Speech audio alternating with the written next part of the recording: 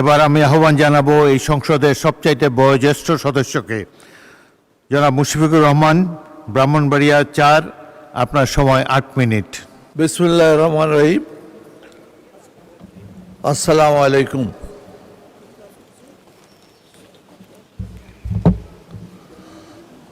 মাননীয় স্পিকার, আপনাকে ধন্যবাদ যে আজকের এই বাজেট অধিবেশনে আমাকে কিছু কথা বলার সুযোগ দেওয়ার জন্য। মাননীয় স্পিকার, এই বাজেট সম্পর্কে বিশদ আলোচনা করেছেন এবং আমাদের মাননীয় সদস্যবৃন্দ অনেক ভালো কথা বলেছেন এবং সমালোচনার খাতিরে সমালোচনা করেছেন। সেই জন্য আমি সকল সদস্যবৃন্দকে ধন্যবাদ জানাই। এই বাজেট সম্পর্কে বলতে গেলে এটা বলা নিশ্চয়ই রাখে যে এই বাজেট প্রণয়নের ব্যাপারে মাত্র 4 মাসে এই সরকার একটি এমন অর্থনৈতিক ব্যবস্থার মাধ্যমে একটি সুচিন্তিত বাজেট তৈরি করেছেন এবং এই বাজেটের ব্যাপারে মতবিরোধ থাকতেই পারে, কিন্তু একটা কথা নিশ্চয়ই আমরা সকলে একমত হব, এই বাজেট জনকল্যাণমুখী, এই বাজেট মানব সম্পদ উন্নয়নের জন্য, এই বাজেট বর্তমান বেকার সমস্যা দূর করা অর্থাৎ কর্মসংস্থানের জন্য। যদি এই কর্মসংস্থানই না হয়, যদি বেকার সমস্যা দূরই না হয়, তাহলে এই দেশের অবস্থা যে বিগত 20 বছর ধরে যে অবস্থা ছিল তার চেয়ে আরও বেশি ক্ষতিকর হবে।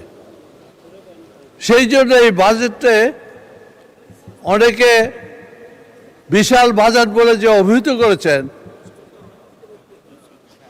তাতে আমার কোনো আপত্তি নেই, কিন্তু আপত্তি হচ্ছে যে এই বাজেটের উদ্দেশ্য কি সেটা সম্পর্কে যদি আরও বেশি আলোকপাত করতেন তাহলেই এটা প্রমাণিত হতো, যথার্থ হতো যে এই বাজেট জনগণের জন্য, এই বাজেট এই দেশের উন্নয়নের জন্য।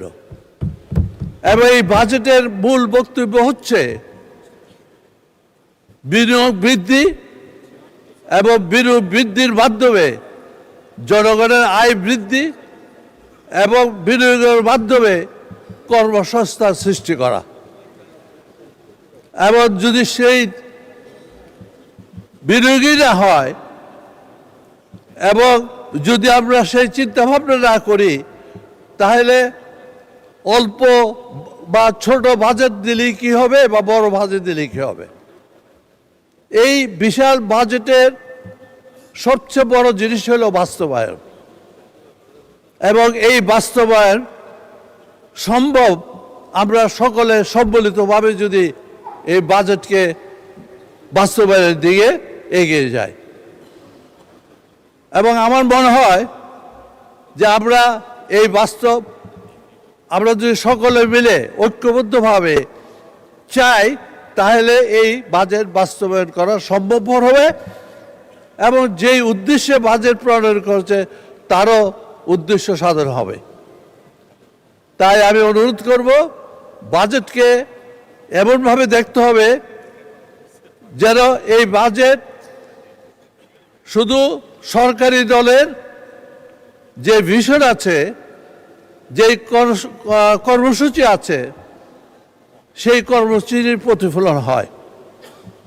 আপনারা অনুগ্রহপূর্বক লক্ষ্য করবেন, বিএনপি এমন একটি জনগণের দল, যে দল গত 2001 বা এর আগেও একটা ভিশন নিয়ে চলে, সেই ভিশন 20, সেই ভিশন 30-40, ওই ভিশনেরই প্রতিফলন এই ধারাবাহিকতা এই বাজেটে প্রতিফলন হয়েছে। তাই এই প্রতিফলন, এই বাজেটের ধারাবাহিকতা চলছে শহীদ রাষ্ট্রপতি জিয়া রহমানের আমল থেকে আমাদের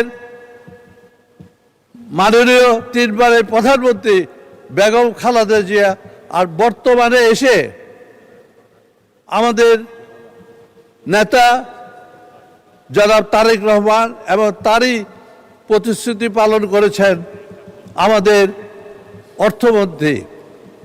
কাজে আমি মনে করব এই বাজেটকে আমরা যদি এগিয়ে নিতে চাই, তাহলে তার মূল কাজ হলো বাস্তবায়ন। আর আমাদের সেই বাস্তবায়নের বাধা কোথায়, সেইটাই আমাদের দিক নির্দেশনা দিতে হবে।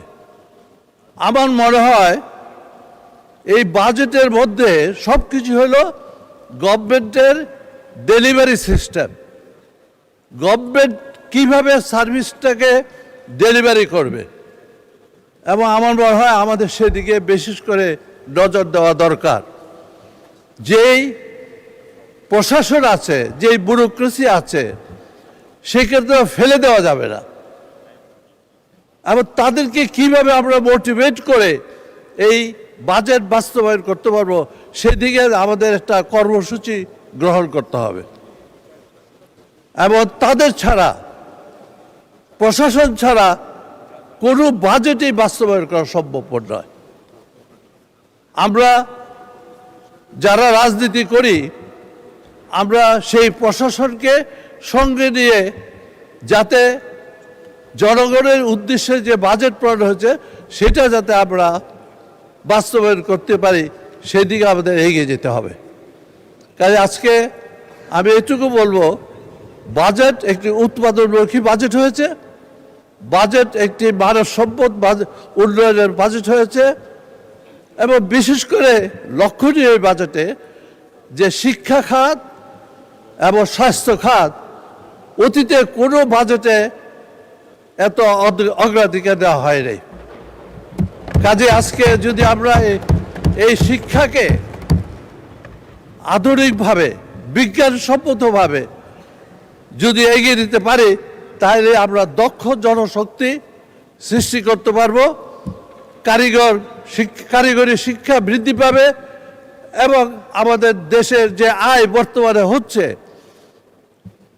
যেটা দুইটা নির্ভরশীল খাত হলো, একটা জনশক্তি রপ্তানির উপরে, আর একটু হলো আমাদের গার্মেন্ট ইন্ডাস্ট্রি। কিন্তু গার্মেন্ট ইন্ডাস্ট্রিও বড় হলো এখন আমাদের মাননীয় সদস্য, মাননীয় 2 মিনিটে শেষ করেন, আপনি আরো 2 মিনিটে শেষ করেন। আমি বেশি কিছু না বলে শুধু একটু কথা বলবো আমার নির্বাচনী এলাকা সম্পর্কে। আমার নির্বাচনী এলাকা সীমান্তবর্তী এলাকা। এই সীমান্তবর্তী এলাকার মধ্যে আমি সকলের মুখে শুনেছি মাদক বিরোধী কথা, কিন্তু আমরা কিভাবে মাদক বিরোধী অভিযান চালাবো, কর্মসূচি কি হবে, সেটা আমরা এখনো ঠিক করতে পারি নাই। আমাদের